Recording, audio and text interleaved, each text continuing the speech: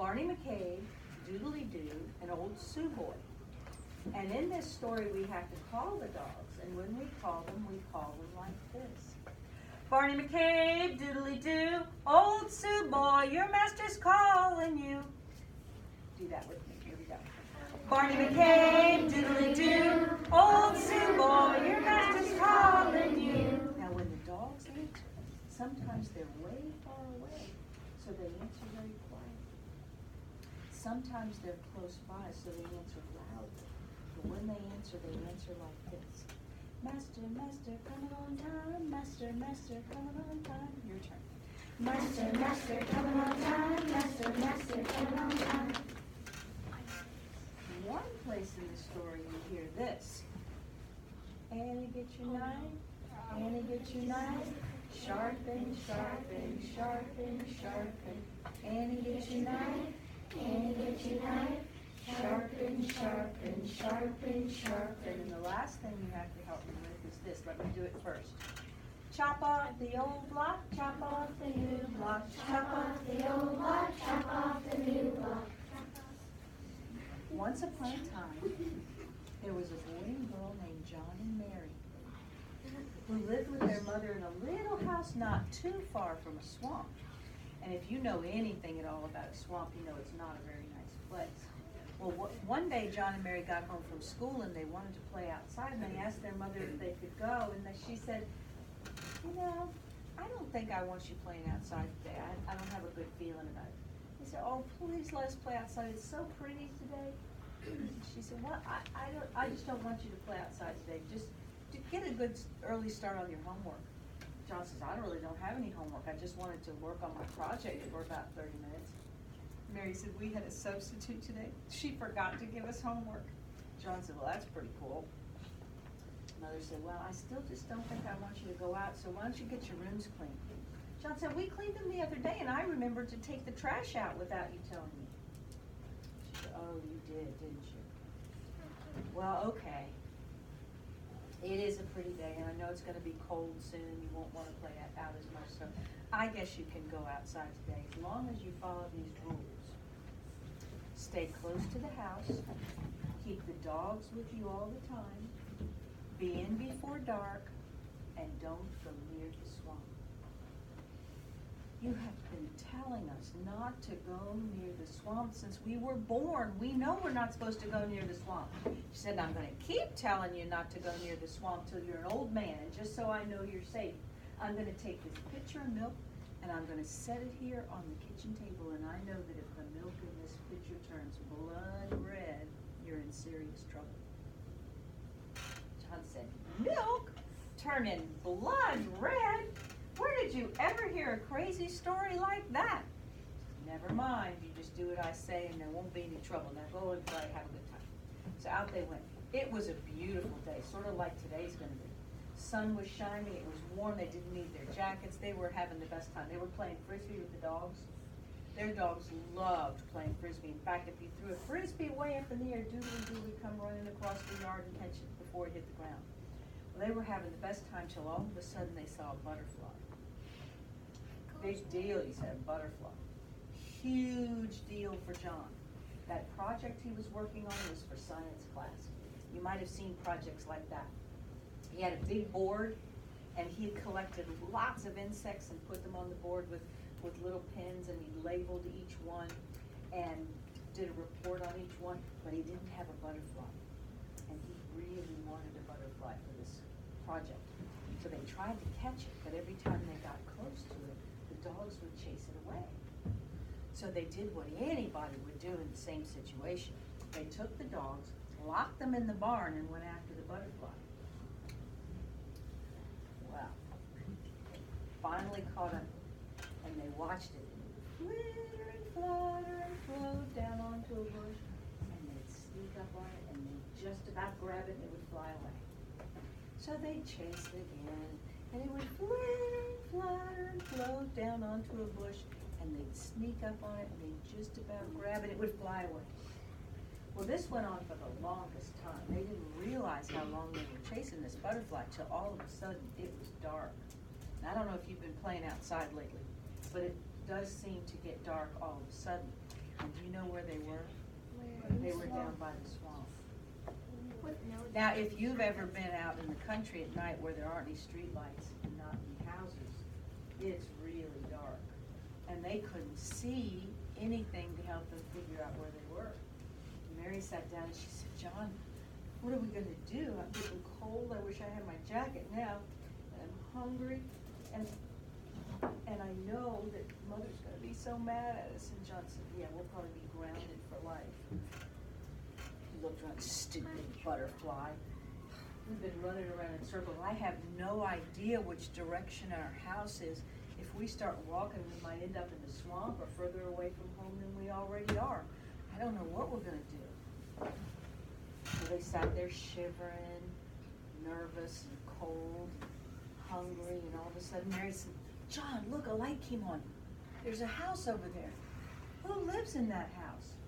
John said, how do I know who lives in that house? If I knew whose house it was, we wouldn't be lost. Well, they decided they'd better ask for help, so they went up and knocked on the door. Well, the cutest little old lady answered the door. She looked like a little grandma you might see on television. She had white hair in a little bun in the back and glasses down on her nose and an apron like she'd been baking cookies all day. You know the kind. And she said, why, John and Mary, how good to see you.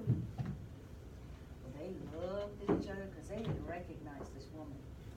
She said, goodness gracious, what are you doing out here by the swamp this time of night? Your mother must be worried sick. Well, she knew them and she knew their mother, so they told her everything. They told her about locking the dogs up and chasing the butterfly and how they were going to be in so much trouble. She said, oh, I can't help all these problems, but get in this house. You must be freezing to death. I just put supper on the table. I've got fried chicken and mashed potatoes and gravy and homemade biscuits and strawberry preserves and apple pie and ice cream. Well, she didn't have to ask twice. That sounded really good, and they were hungry and cold, so they went in and had supper, and they were feeling so much better. And they asked if she could call their mom and have her come pick them up. She said, oh, children, I wish I could do that, but, you know, I don't have one of those. What do you call them, cellular phones? I don't have one of those. I've just got this phone on the wall, and it's been broken for 2 weeks, and the man was supposed to come today. You think he came and fixed my phone? No, I can't even talk to my friends, so we can't call your mom. He said, oh, that's too bad. Well, could you drive us home? You know the way. Oh, you know, I don't see so well anymore. Last time I drove, I sort of backed into my neighbor's mailbox and did some other stuff, so I decided to sell my car and not drive anymore. I said, oh, well, can you walk us home? You know the way. Did you see how dark it is out there? Nobody goes walking down here by the swamp this time of night. Fall, break my hip. No, it's much too dangerous, much too dangerous. And you know that little sick feeling you get in your stomach when things aren't going very well? Yeah. Well, they had it. I said, well, what are we going to do? She said, well, I've got an idea. But it's not the best idea, but it's the only one I can think of right now. She said, I've got a little room I keep upstairs for my grandchildren. They spend the summers here. You can stay there tonight in the morning when we can see where we're going, for heaven's sakes. We'll go home, I'll go with you, and I'll smooth things over with your mother so you won't be in so much trouble. Well, they didn't want to spend the night, but having somebody smooth things over with their mother sounded like a great idea. So they said, okay. So she took them upstairs, showed them the room, and told them good night. It was a nice enough little room. It had 2 beds with a little table, a lamp on it at the heads of the beds, and then there was a little round rug between them. Mary got into her bed because there wasn't anything to do. There were no books or games or puzzles or TV or anything. Mary decided just to get in, so she got into bed, and John walked around to get in his bed when he noticed some seeds on the floor. Now, some of you might be like John. He was very curious about stuff, especially stuff outside. When he played outside, he was always picking up stuff on the ground and bringing it home in his pockets, but he'd forget to take it out of his pockets, so when his mother did the laundry, stuff would sort of float out in the water. It was always an adventure doing John's laundry. Anyway, he saw these seeds. Oh, these are cool seeds. And he put them in his shirt pocket and got in bed.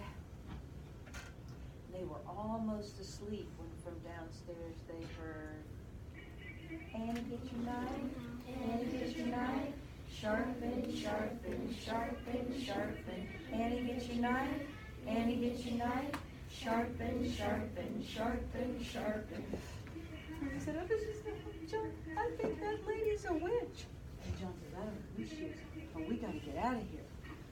So they went over to the window and raised the window and looked out. Oh, it was too far to jump. I'm really afraid, we've got to leave, I know. The front door is at the bottom of the stairs. If we tiptoe down the stairs, we can make a run for it. So they started across the bedroom floor, and they were just about ready to open the door and go downstairs. They heard, Annie, get your knife. Annie, get your knife. Sharpen, sharpen, sharpen, sharpen. Annie, get your knife. Annie, get your knife. Sharpen, sharpen, sharpen, sharpen. Oh my goodness, what are we gonna do? And John says, maybe there's something outside the window I can grab hold of. So he went and he leaned way out of the window, and you know what happened? One of those seeds fell out of his pocket and hit the ground in a great big bump and shot up in the sky just like Jack and the Beanstalk. Well, their eyes about popped out of their heads. They'd never seen anything like that before. But they didn't have time to think about it, because then the old lady started up the stairs. Chop off the old block, chop off the new block, chop off the old block, chop off the new block. So John and Mary climbed out the window, climbed down the vine, and started running. Well, right then, their mother walked into the kitchen, and do you know what she saw? She saw that the milk in that pitcher turned blood red, and she knew they were in serious trouble. She went outside and she heard the dog scratching on the barn trying to get out. And she opened the barn door just as John and Mary started calling, Barney McCabe, diddly-doo, old Sue boy, your master's calling you. And from way off in the distance they heard, Master, coming on down. Master, coming on down. Master, coming on down. But the old lady was coming after him. Chop off the old block, chop off the new block, chop off the old block, chop off the new block. They were running as hard as they could. They were calling, Barney McCabe, doodle-doo, old Sue boy, your master's calling you. And a little bit closer they heard,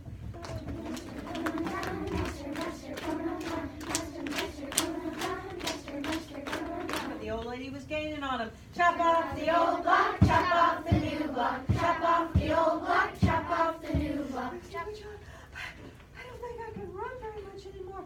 What are we going to do? And he said, I'm going to try another seed. And he took a seed and he threw it as far as he could. And you know what happened? Trees started popping up out of the ground like a whole forest full of trees.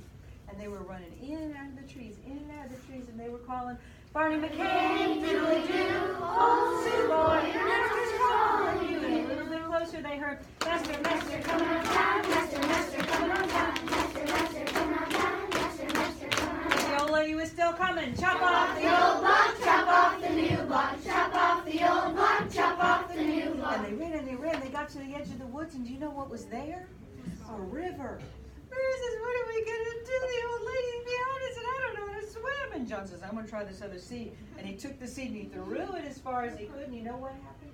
A bridge shot up over that river just as quick as you please. And they ran towards that bridge calling, Barney McCabe, diddly-doo, old Sue boy, your master's calling you. And the old lady came out of the woods. Chop off the old block, chop off the new block, chop off the old block, chop off the new block. But here come the dogs. Master, coming on time. Master, coming on time. Master, coming on time. Master, coming on time.